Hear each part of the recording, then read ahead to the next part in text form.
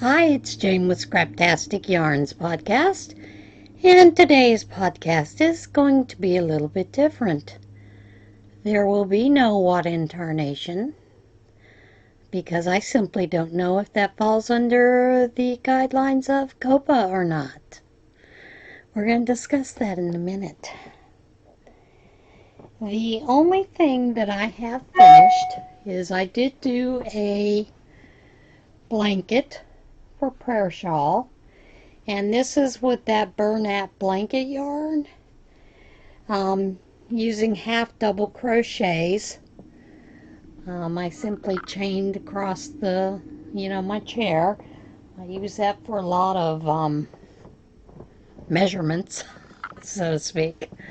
So I did use that as a guide for what would go across my chair or my lap, and then just continued that. I had purchased 8 balls of that at Ollie's for $1.99 a skein.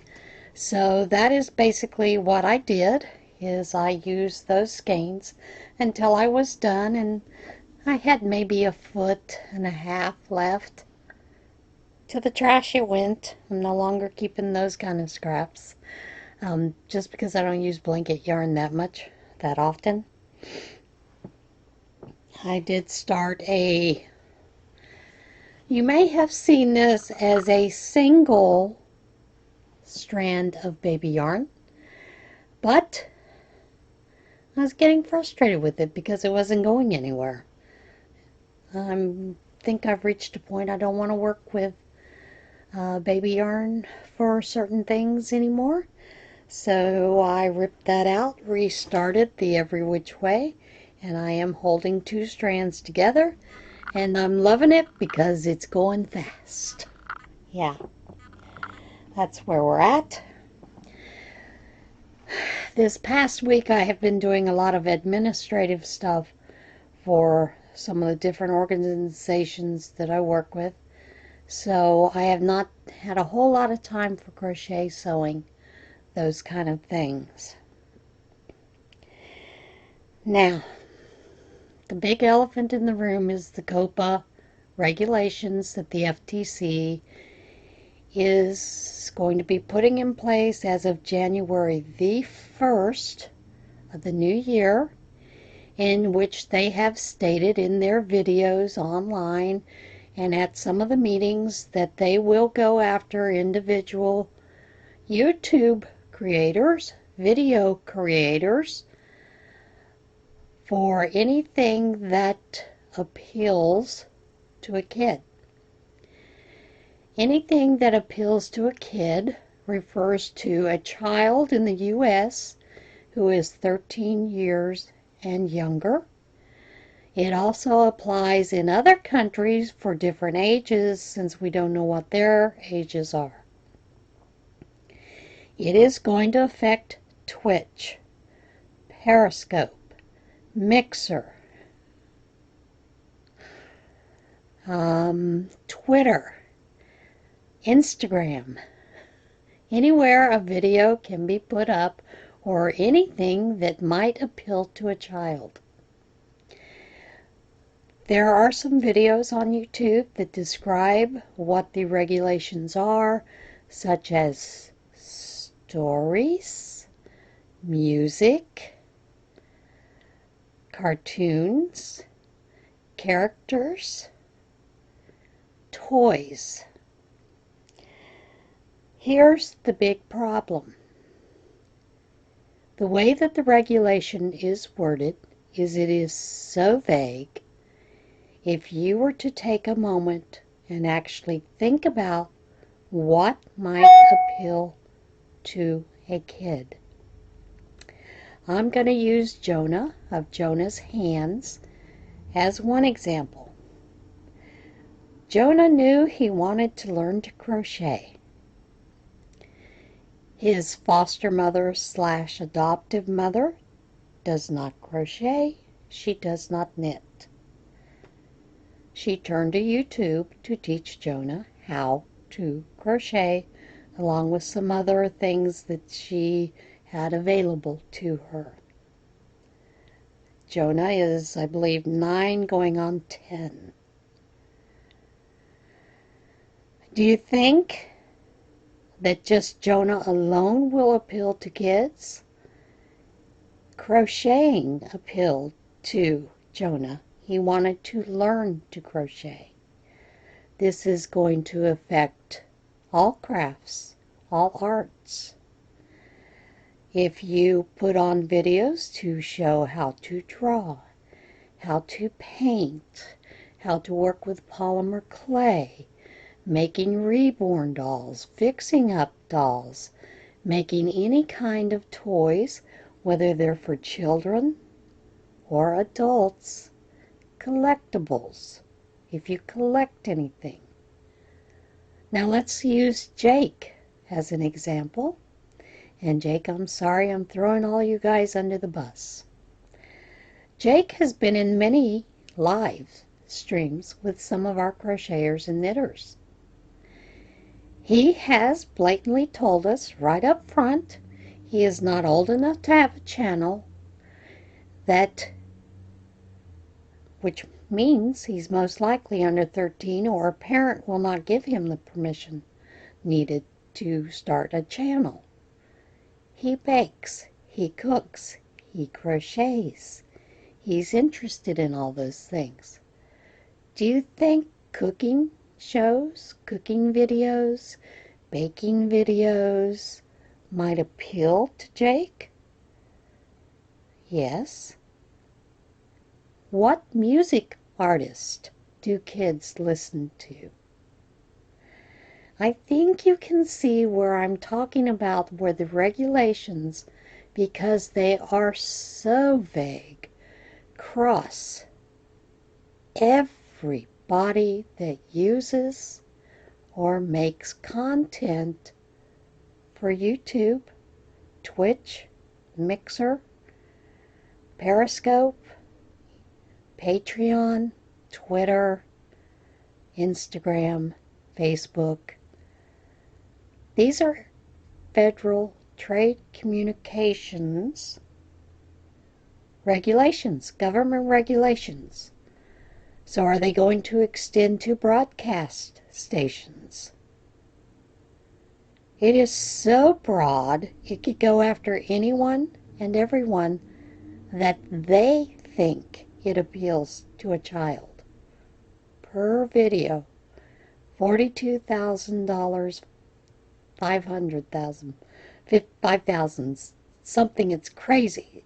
It's outrageous. $42,500 per video. A lot of us make amigurumi. My Derpy Eagle. What if that gets tagged? No monetization? Okay, I can live without monetization. I mean, it doesn't bring that much in for me to begin with. I may get a paycheck just over $100 every 2 to 3 months. So, you know, big whoop. I use that for postage, to, shipping cost when I order yarn for the prayer shawl, or shipping cost when I order for the breast prosthesis program that I help run. I use it for giveaways to help pay for the shipping. Do you think giveaways appeal to kids? Who knows? So, in a sense, I am asking everyone, viewers, podcasters, content makers, to go sign the petition, to voice your public concern about the vagueness of the regulations and how it will affect just plain family-oriented channels, let alone those of us who craft. Sharon Ohala, she does a lot of how-to with her amigurumi. Crystal, yeah, Bag a Day, has a video how to make a certain doll dress. I've made it. I want a blue ribbon at the fair. Might that appeal to a child? Yes. I make character hats to raise money for organizations, for fundraisers, to hand out to newborns at the nursery. Bears, pandas, tigers, minions, owls. Do you think a child might be interested, or that might appeal to a child? Creative Grandma. She uses a caricature of her for her thumbnails for her channel. Might she be affected? Possibly. That's a character. I think you can see where this is going. I hope that you can see how important it is. Yes, it is important to protect the children. However, when you start stepping on people's freedom of expression, of speech, teaching others skills, crafts, then it's a problem. It's overboard. It is overkill. How did this start? YouTube got caught data mining children's information so they could target ads to kids. The rest of us got caught up in it because we're associated with YouTube, so therefore we're guilty by association. That's a problem. And I think as Americans, as YouTube creators, as viewers of YouTube, we need to step up to the plate. We need to sign the petition. We need to go and voice our opinion on the website for the regulatory regulations for this COPPA. They have opened up those public comments through December the 9th of 2020. 2019, sorry, not 2020, 2019. So we need to do everything we can to make sure that their regulations are so clear-cut that it actually does protect children, but doesn't take away from the rest of us who just want to put out family content or share our artistry, our fiber arts, our teaching knowledge, our derpy eagles.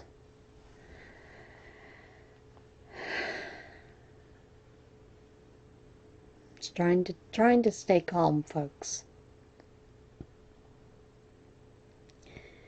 Down below in the description box will be a link to a couple of videos that I hope that you will go watch. There will be a tiny URL for the petition. At the website to sign the petition is also another video. Watch the video, sign the petition if you agree.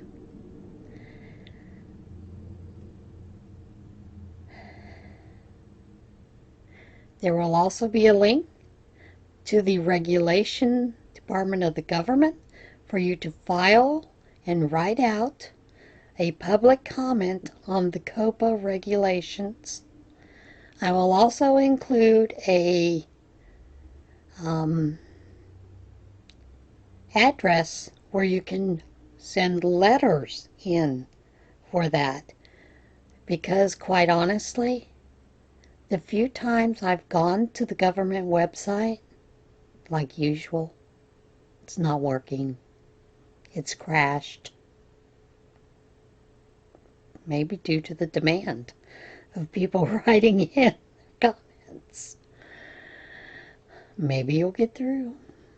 I'm going to keep trying that way, and I am also sending physical letter. So please watch those other videos. Don't think that it won't affect you, because I have my channel set for adults. But that doesn't mean that someone from the FTC and the COPPA regulation group won't have access to look at my videos and say, wait a minute, this appeals to a kid because it has amigurumi. It's a toy. It's a character hat. Boom, I'm fined. And then they'll go through all the videos. So just because you've changed your setting does not mean you are protected. You are still liable. Like I said, we need to make sure that the regulation is actually more succinct, very clear as to what content can and cannot be affected. Because the way it looks, everything on YouTube can be affected. Everything. Mr. Beast, Crystal, me, other podcasters, people who do beading, who do loom knitting, who draw, teach you to draw, people who put up funny cat videos. You think that appeals to a kid? Yes. Instead of putting the onus on the parents, child advocacy groups, put it on us.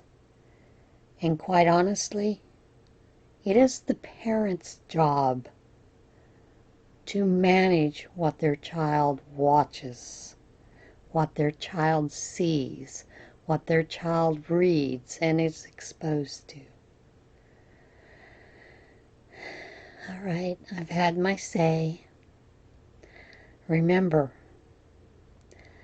when you make your comments on the website or send your letters in, be respectful, be kind, but be honest, and talk about how it will affect your lives.